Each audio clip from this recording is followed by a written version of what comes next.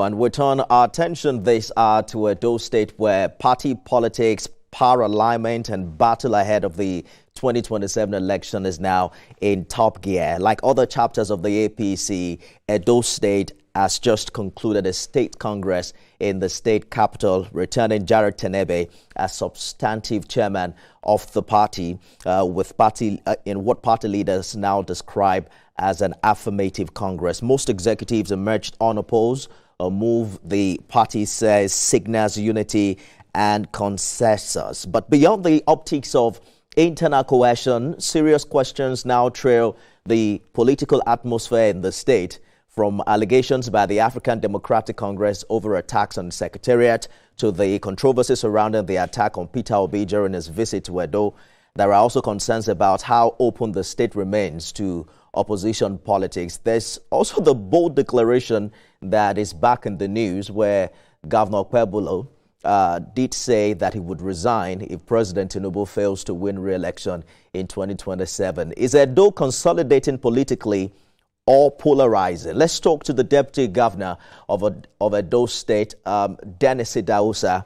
Your Excellency, thank you for joining us on the program this evening. Let's begin with the Affirmative Congress earlier today. Just like the ward and local government congresses, why was this model preferred over a competitive ballot process? Thank you very much for having me. It's such a great honor to be here again. What we did today is a confidence that we have on the state chairman, in the person of Jared Tenebe. He's a good leader. He has led us well.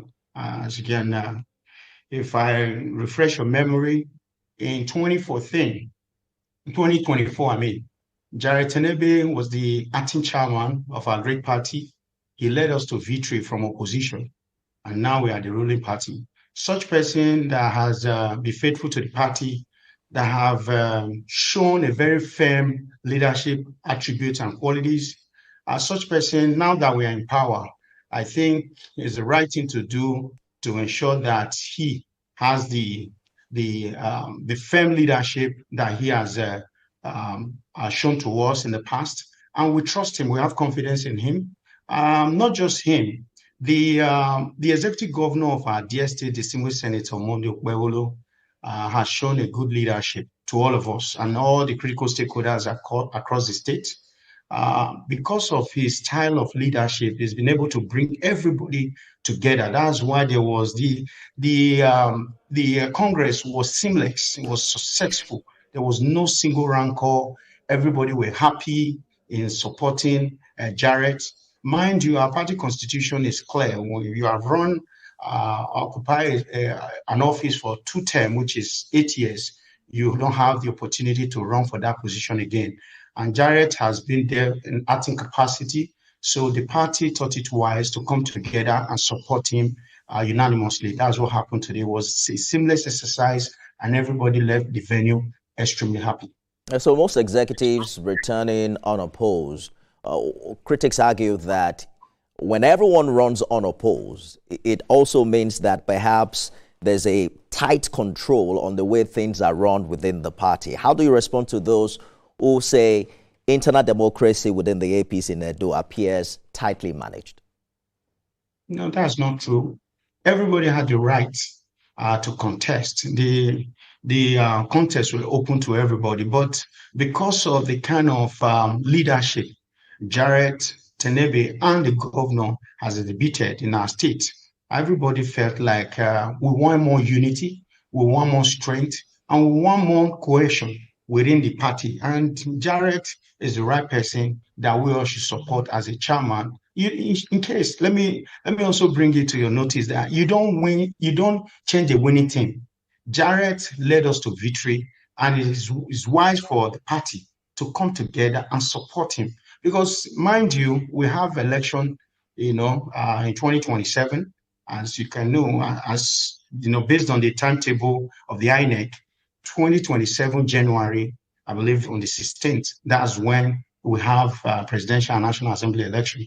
So we are not worried about, having reconciliation, aftermath of primaries, appeal. We are consolidating our strength and our forces towards the general election instead of running around for appeal and reconciliation. So that's what we have done. It was seamless. I wish you were there. You would have given us kudos because it's the best. I believe it's the best in the whole federation. So, Deputy Governor, your party has engaged in e-registration of its members for some weeks now.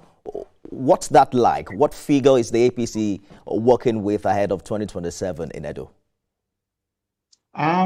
What we did, we didn't start the exercise on time, but apart from that, we have a significant amount of membership that actually registered within our party. What we intend to do in Edo, I think by the grace of God and with the support of all the critical stakeholders within the state, we are going to give President Bola Ahmed Tinubu the highest number of votes that has ever been recorded in the history of politics in presidential election. So that I assure you. That's a very bold ambition. You know that Governor Pebolo has also repeatedly declared both last year and I think it's back on the news this month that he would resign if President Tinubu fails to win re-election in 2027. Do you personally subscribe to that position as Deputy Governor? My principal, the Executive Governor of Edo State, will not resign because what we said, what we promised, we are going to fulfill it. And Edo people are ready to support distinguished Senator Monday Okpebholo to actualize that dream. Well, I like the way you answered that question, but it wasn't about whether he performed or not. It was talking about the re-election of Mr. President, right? Yeah, the re-election of Mr. President is what I'm talking about. We all, as you can see, His Excellency, the President of the Federal Republic of Nigeria, President Bola Ahmed Tinubu, had done significantly well in our state. A lot of infrastructural interventions that he has brought to the state, and that is why we are supporting him aggressively. President Bola Ahmed Tinubu has brought a lot of infrastructural development, like the Benin-Asaba Highway is huge. He's using PPP to actualize that. We have the Coastal Highway, Lagos-Calabar Coastal Highway, and that one, only in Edo State, we have about 100 kilometers stretch that was given to us. So he has done, okay, look at the Benin-Aunchi Road, also the intervention of the federal government. In addition, the students in our tertiary education in the state, the Ambrose Ali University, the Usain Polytechnic, a lot of intervention through the NET fund has been given to us. Our students now do no longer have the issue of running around for tuition fee, courtesy of distinguished Senator Bola Ahmed Tinubu, the President of the Federal Republic of Nigeria. So a lot of interventions, you want to talk about Benin Warri Road. Right now, if you go to what is happening in Sapele Road in Edo State, courtesy of the President of the Federal Republic of Nigeria. So we have a lot to campaign, and the people are very comfortable with the President of the Federal Republic of Nigeria. In addition, with what the Executive Governor of Edo State is doing, I mean, there's no opposition in Edo. I assure you of that. If there's going to be opposition, it's just going to be a little, here and there in various local governments. But when it comes to the campaign period, I assure you that Edo State will make distinguished Senator Bola Ahmed Tinubu proud. Well, talking about opposition, what they are saying is that there is no opposition because your government has silenced them. And I'd like us to address some troubling incidents. The ADC Secretariat was attacked. The party has alleged APC-sponsored intimidation. We heard from the APC chairman who offered some explanations, but the ADC is insisting that opposition voices are being targeted. Is Edo State becoming politically intolerant under this administration? The distinguished Senator Monday Okpebholo uphold the rule of law, and I don't see him as a governor that will tolerate such, those kind of attitude. The oppositions, based on the clip we saw, there were issues between the leaders, the former governor of Edo State, which is His Excellency John Odigi Oyegun, and the former Senator, Senator Roland Owe. They had issues. So out of the aftermath of that issues, I believe that's what came up with all the attacks they are accusing us as a party. But for APC, we respect the law, and we will not allow one party system in Edo. We'll give room to any other political party that want to contest. When there is contest, then you show your capacity. If there's no contest, then there's no capacity. We want to show our capacity to the world. Every other political party, they are free to contest and also to campaign for their candidate. Nobody is stopping them. I don't believe if there's any record of that APC attacked, ADC, then they should bring it to the security agencies. But as of today, we don't have any record of that. It's between ADC and ADC. They should leave APC out of it. We heard from DSS about making some arrests in connection with the attack on Peter Obi during his visit. What we're hearing from Peter Obi and Olumide Akpata is a strong criticism of the state government on how it's handling the situation. Can you categorically assure Nigerians that Edo remains open and safe for opposition figures regardless of party affiliation? We are just barely about a year plus in office. We ran an election against Labour then, PDP, and other political parties. There were free opportunities for everybody to campaign across the state in all the nooks and crannies, the 192 wards across the state. There were no issues. In the presidential and the national assembly election, there will be no issue. If you have your candidate, go ahead. If you have, your secretariat, you can go ahead. The field is free for everybody. We want competition. So we don't want to make it like the way they are saying. See, let me tell you, in Edo, the percentage of opposition in our state is not up to 5%. Those that are making noise, they are not on ground. We are on ground. I've run election before. I ran election twice in the House of your federal constituency against oppositions, and we won. The single Senator Monday Okpewolo ran election in the senatorial election. He won. The gubernatorial election 2024, we won. Now, the presidential election, I'm just telling you a few minutes ago that the president had done so much in our state.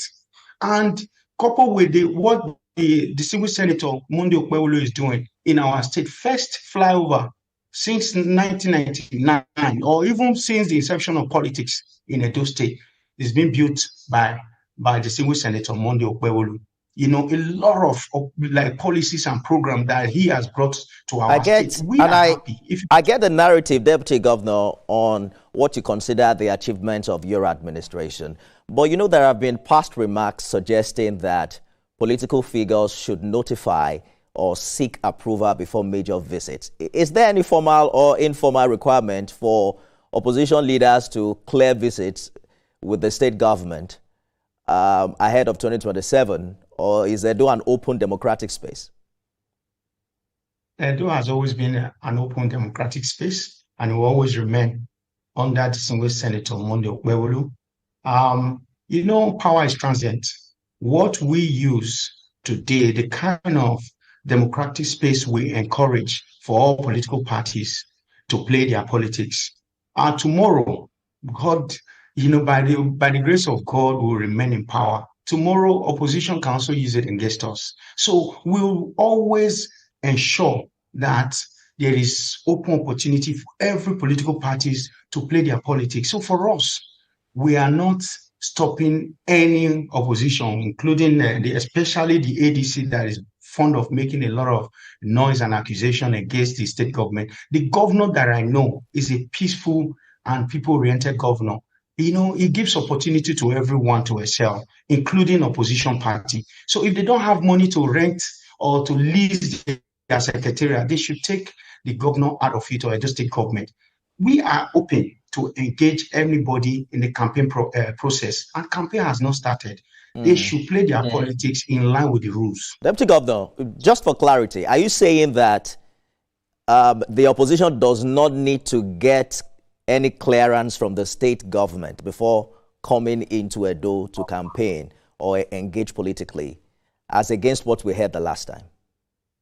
Okay, first and foremost, if any opposition want to do anything in Federal Capital Territory, do they need permission from the minister? They don't.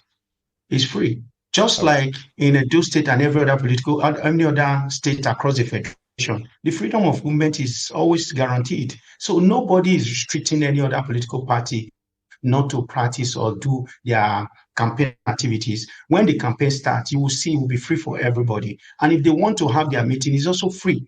But they are having issues within their party, and they should be able to have internal party mechanism to resolve their differences. They should leave APC out of it.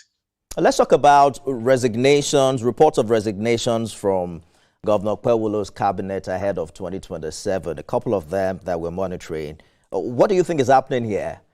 Routine political alignment, or is there some early positioning and friction within the administration? No, in line with the new Electoral Act 2026, those that wants to contest, they have the right to resign within 30 days prior to the primaries. And that is what is playing out in there. Though nobody is compelling anybody to resign, they are doing it on their own volition. So I believe they are working in line with the new Electoral Act 2026 as amended. How stable would you say the working relationship is today in the top government of Edo, relative to what we reported in the last APC government? The executive governor of our dear state, distinguished Senator Monday Okpewolo, came prepared during virtually everything that he promised to do. He is fulfilling it within the first 1 year, 6 months. Also, he's also having good relationship, not just working, good relationship with the public servants, the permanent secretaries, the public officers. And those are the people that have institutional memories of all the ministry. So the reason why you are seeing aggressive progress in Edo State today is because of his good working relationship with not just the political class, but also with the public servant.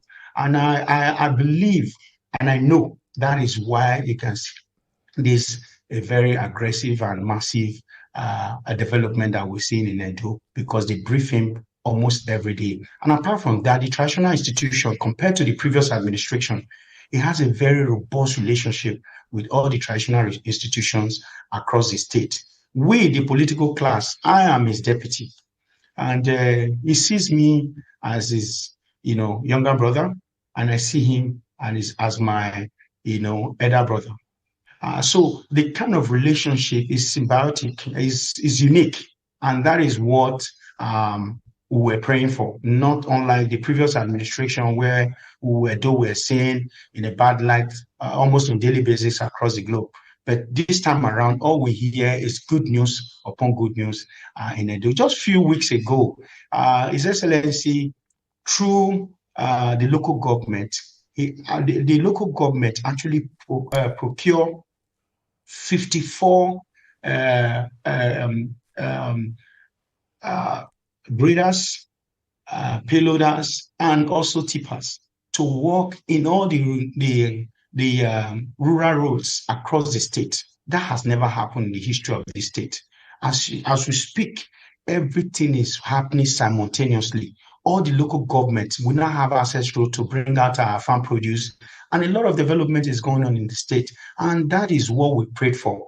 And to the glory of God, God has given us distinguished Senator Monday Okpewolo as our governor. You know that President Tinubu has again reiterated his commitment to state policing in Nigeria. He mentioned that recently when he met with some governors. What is the position like in Edo State? Is that a welcome idea, and how well prepared would you say the state is for this? Yes, thank you very much for this question. First, the conventional police, which is the Nigerian police force, I think they are overwhelmed. I've done a little bit of investigation to, visit some of these police stations through some of my people. I realized that some police stations, some divisions, they don't have the number of personnel to actually provide security for certain areas. So distinguished Senator Monday Okpebholo came up and he trained, as we speak, almost 3,000 Edo State Security Corps. Those ones, they have been able to support the Nigerian police in Edo. Most of this progress that you are seeing today is a collection of all the security agencies supported by the Edo State Security Network. With that, the crime in Edo has been reduced to barest minimum. And he is not just, recruiting them or training them without giving them the minimum wage. Every local government now, they are able to take care of their various security network across their region. So with that, they are encouraged, they are supported, they now have the confidence to do their job effectively. Unlike the previous government, they were recruited and they were never paid throughout their tenure. But under distinguished Senator Monday Okpebholo's tenure, all the security personnel that were appointed by the state government, they are now being paid by the state government. We have to go now. We've completely run out of time. But a month ago, there was a story with a headline that attempts to cause rift between Okpebholo and I will fail, ascribing that to you. Are you privy to any attempt to, cause a rift between you and Mr. Governor? What were you talking about here? No, in politics, it's good that you mention some bold statements so that all the those mischievous people, across political lines will know your stand. I've